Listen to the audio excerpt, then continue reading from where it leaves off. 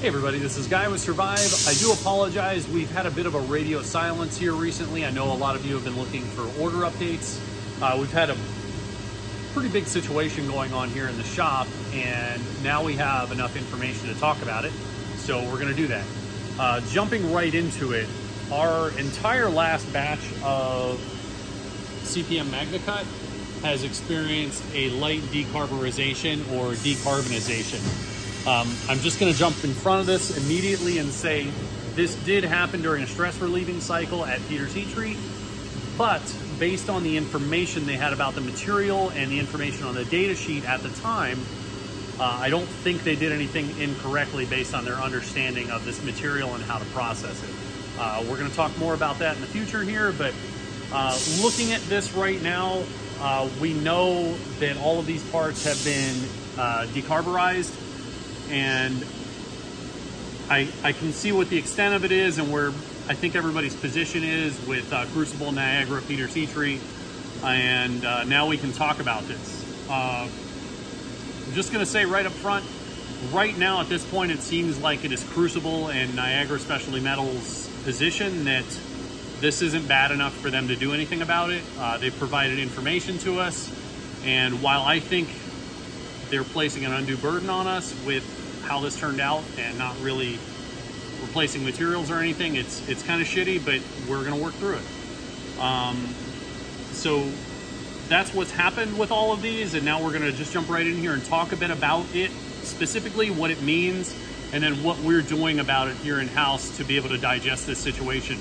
It's not optimal across the board, but please know we had nothing to do with this. This all happened outside of our shop, and I think that, in my opinion, as I'm learning more information about all of this, this was just sort of a rushed rollout of the material where we didn't have all of the information and ensuring that there was manufacturability across all of the commercially known circumstances.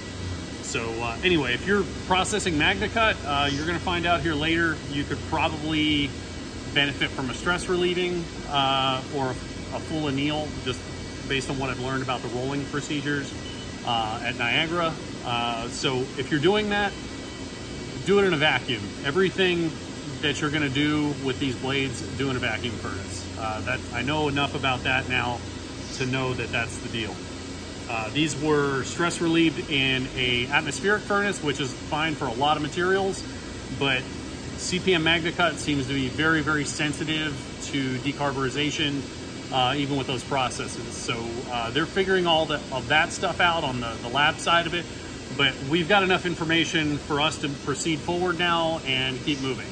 But since this is our responsibility, I'm gonna show you what has resulted from this and what we're doing about it to salvage the situation.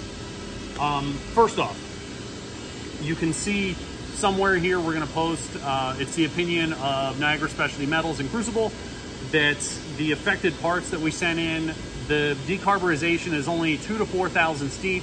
I've seen it as much as 6,000, but still that's not very deep. And just for reference, I want to show you when we're talking about that number, what that means in real world terms. So when we're talking 4,000 to 6,000 deep, this is a sheet of copy paper, just standard paper. So we put this in here. I'm sorry, I'm really emotional, so my hands are shaking a bit here. This is... So a piece of paper is right around 4,000 deep. So it's not very deep into the surface, but removing the carbon in a really random way did create a huge problem when these parts went from the stress relieving into the vacuum furnace for hardening. When these were quenched and the material was converted, there are areas of the blades, which you can see it here, areas of the blades were decarburized in different ways. So what happened in the stress relieving process is you had stacks of blades clamped together in an oven. They were stress relieved, and then when they go for hardening, they're all free hung in air in a vacuum furnace so that you get a uniform quench of the material, so it's all the same hardness. That revealed the issue here. So looking at these, you can see that there are areas that are not decarburized, and especially with some of these milled pockets where it was protected from atmosphere, there is no decarburization. Well, there it is on that side. That wasn't protected, but that was. So this is really random. If it had been uniformly decarburized everywhere, we wouldn't have had as much warping and stuff as we're having. But when these hit the hardening furnace and were quenched, because there are random areas that do not have carbon in the alloy, it's not a homogeneous piece of alloy anymore. So the parts grew in really weird ways. You know, where there's carbon still in this part, but then not on the outer perimeter, those kind of twisted around, cupped. There's a lot of bowing in it. We're gonna come over here to the flat plate and show that. This isn't a very big part, but they're highly bowed. There's a lot of warpage in there, and it doesn't want to straighten using our typical method of straightening, and these are bowed enough in really weird ways because of the random nature of the decarburization that they're twisted, cupped. We're gonna have a lot of scrap. I'm gonna try, since this is all our responsibility now, apparently, to salvage as much of this as possible, but there is no way that any of this is going to be what it originally was. We're having to take off a pretty healthy amount of material, and then due to the decarburization around the profiles, all the profiles were exposed. So the only way to really deal with that is to coat it or just let it go out there as what kind of looks like rusted, tumbled parts, and that's not really an acceptable standard for us. So we had to sit and digest this and figure out how to redirect, and we've got some really neat ideas now to make some sort of proof of concepts of things that are to come. So we're gonna have some hybrid stuff here where we were getting into some Scandi grinds anyway down the road. So we're just gonna start doing some sneak previews of some different things. In the case of the GSO 5.1s, we've got a really neat variant, but with this decarburization, I can believe in the functionality and durability of the tool of the parts that I let out of here, but I cannot make something that has the same aesthetic appeal as our normal standard finish without putting way more effort into each of these parts than is feasible. You know, we're doing $180, $200 knives. I can't put $300-400 worth of effort into these parts just to save the materials. If the steel company or the processor of the material were to make that right, it'd be a lot faster to start over, but that's not apparently the situation we're in. So I can show you here more closely what particularly has occurred with these parts. Pre-Christmas, I knew that there was something different about this batch of material. This is our first batch, which everything's pretty uniform, but we could tell there was some material strain coming from the mill, and we were trying to work that out with Niagara Specialty Metals. Depending on how the parts were in the sheets, all the parts are just bowed left or right, and that causes a lot more work. So we were trying to get that issue dialed in for the next run. And then we thought at the time, Peter's Heat Treat, everybody involved, thought there was something going on with the steel. There was just a lot of mixed information going on, depending on how people were processing this material. I've learned since then there's people having different types of issues with this material depending on how they're processing it. So we've learned a lot, which again, in my opinion, these things should have been figured out in development of the materials before a public release, so that we're not finding out as the manufacturers dealing with these materials, that the materials manufacturers and the people responsible for bringing this to market, I think, had a higher burden of responsibility, and unfortunately, I think some balls were dropped. But that's just my opinion. So looking at these, we did the 5.1s first. They were the least affected since they're thicker, heavier parts. You can see this decarburization along here, and that is where you've got the parts stacked. You can see some bolt holes here, and anywhere that was open to air experienced some of that. And then where the two parts were kind of allowed to clam bake, it seems especially bad. So everybody was telling me with the manufacturer here, the materials, that no, it's fine, everything's within spec. So I did my best leading up to Christmas to work through these. It really set us behind, but I did. But then when we got to finishing, this decarburization is still very evident in these parts at a nominal thickness. There you go, you can still see it. This is a stone wash part. So obviously I did not want to let this out. So I pressed on everybody a bit harder to get to the bottom of this, and we figured it out, but it's just, it's not ideal.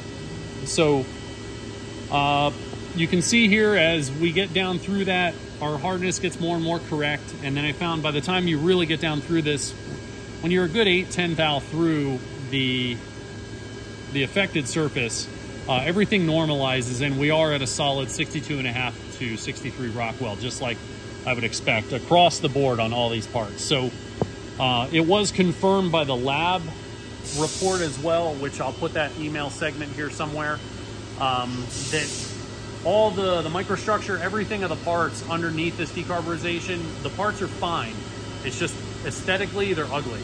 So we're doing what we can to deal with this situation the best we can, and then coming up with some novel ideas, like I said. So some of the least affected parts that I was able to finish at 190, there's just some really light decarburization across the surface. Again, it's not very much deeper. So what we did there is we have good straight flat parts. I was able to work through that. It took a long time, but we got pretty nice parts, and I know now functionally that it's fine. So the parts we're able to finish at the 190, we're going to be Cerakoting. So we're just making the best of the situation. These are going to be a user grade, field grade knife. They will be priced accordingly. We're not going to be upcharging for the Cerakote and different options. So we're going to land at a very friendly price here so that you can get the MagnaCut performance from Peter's Heat Treat in something that is aesthetically clean. So if you're going deploying somewhere, you need a lower libido knife, something less glossy. This is going to do a good job. If you're looking for that art piece, don't pick these up, because while the MagnaCut or the Cerakote does take a while to rub through, it's a very functional finish. It is still an enamel, so it will rub and scratch. So this is definitely a user grade situation we have going on. They look very, very nice now that we put this extra work into them. These dark metallic coatings were the only thing that we could come up with that appropriately masks all the profile stuff going on here.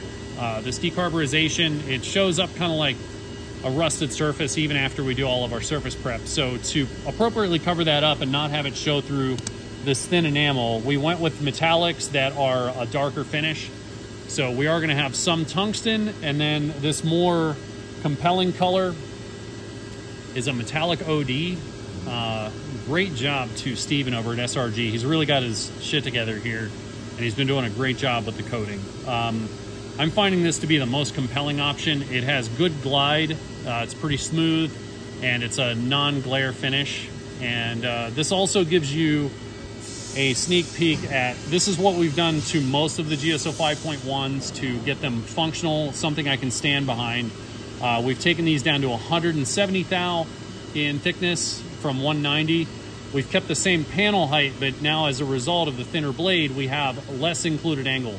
So this is going to be more of a hunting, camping profile where we don't have that same high abuse threshold as our other model, but it is more efficient and is going to excel at camp prep, some lighter batoning, hunting. This is a really, really good blade profile if you want to be digging around in things and have that efficiency of that lower included angle.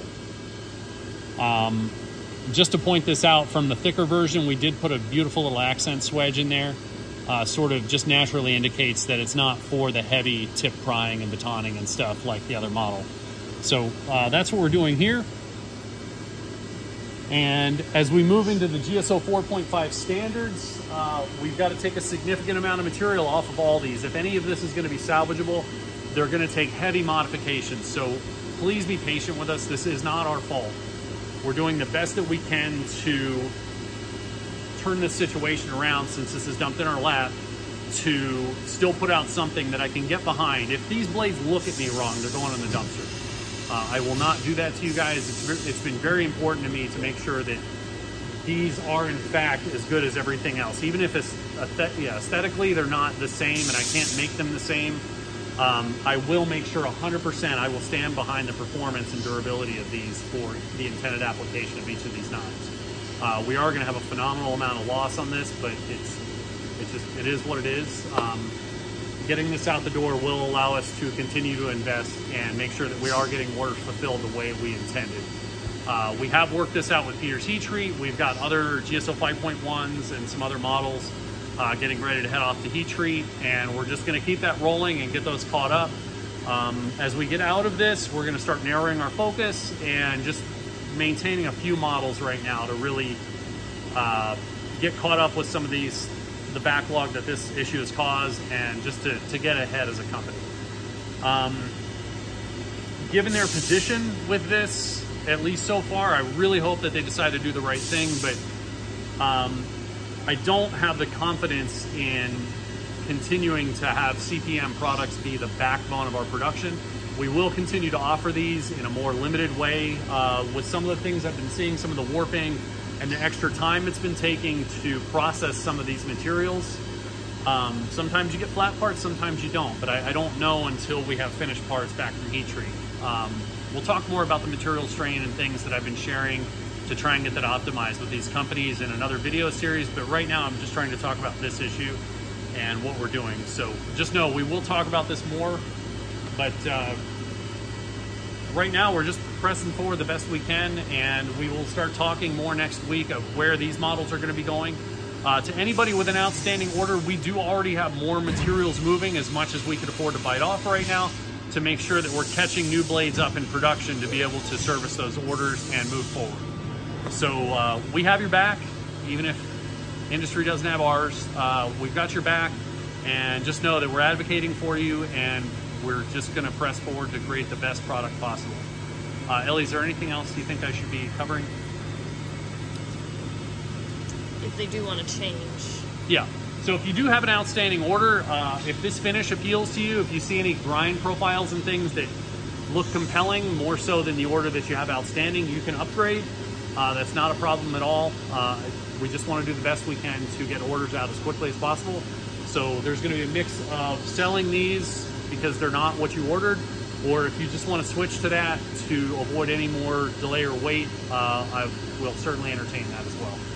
So we're going to get back to work. We have a mountain of work ahead of us. I will show you briefly, just because of the warping and things, and you can see right here, this is really heavily decarburized. And then it gets less bad. It kind of crept in from the edges, and if there was good part-on-part contact, it wasn't as bad, but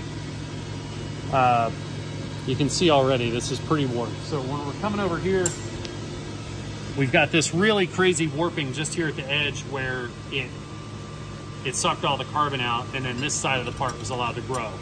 But then we've got a bunch of highs and lows along the surface, and then there is some cupping to the parts. So what we're doing is coming over to the table, we're pulling them down to get through all that decarburization and to get to a normalized side one. We're having to take about 10 thou aside off, and then I have something that I can work with like it was a normal part, and then we'll do any flattening that needs to happen, and then do finish grinding again, and then they'll go over to bevel grinding. But the result, if anything we can work with, if they're too twisted or something, they just don't clean up and that memory doesn't come out of them. But we've been really careful. It takes extra time to deal with stuff like this, but we are going to try and salvage as much of this as is feasible. Just it's going to be that much more energy to carry forward, continue making those investments and ramping up like we tried to do this first time. So anyway, that's where we're at right now. We will have more updates, and I will be sharing some more information of some of the troubleshooting we've been doing with Crucible and Niagara Specialty Metals, Peter's Heat Treat, to try and get these materials more optimized. I don't have a great feeling about that, but we're just going to keep pressing on here, and moving into 2023, like I said, we will still use some Crucible products, but we are going to be making a transition more toward some of the European grades on the bowler and Udahome side of things. It's just a really clean material. I've always had great success with that, and now that availability is higher, We're just for the, I think the backbone of our production, we're going to be moving into some new grades from over there. So that's where we're at right now, and we'll keep you in the loop here as we get all this sussed out and let you guys know the direction we're headed. But if you have an outstanding order, know that we are getting these caught back up. I guess I haven't mentioned. So this is MagnaCut GSO-5.1s, GSO-4.5 Standards, GSO-4.5 Bushcrafts, EDC-2s, EDC-4s, Vendetta 4s, and some GSO-3 Bushcrafts. So we're gonna do what we can. They're not gonna look the same. Do we have something else? GSO-3 Bushcrafts? That's what we call it inside, the GSO-3. It was born something else, and in-house I still call them other names. But we've got more parts cut, we're getting them machined, we're getting them to heat treat, and we've got some other news coming up here where we're gonna be able to shorten up these lead times and get a better control of our production in-house. And I think that those decisions are also gonna make sure that we don't have issues like this again. But anyway, that's where we're at. We are gonna talk more about this because I don't like how this played out, and I don't think that it's a right way for these larger companies to do business. It has an adverse effect on smaller businesses, and for them to want us to use their materials and make them popular, I think that there should be a higher standard and a higher burden of responsibility on those companies for providing these commodity materials. They're very expensive, so I think they should be right without question, and everybody that's working with them should have all the material or all the information available to them to be successful with these. And so far that's not been the case. It's just been learn as we go, and now we're dealing with that. So anyway, have a great day, and we'll talk to you again soon.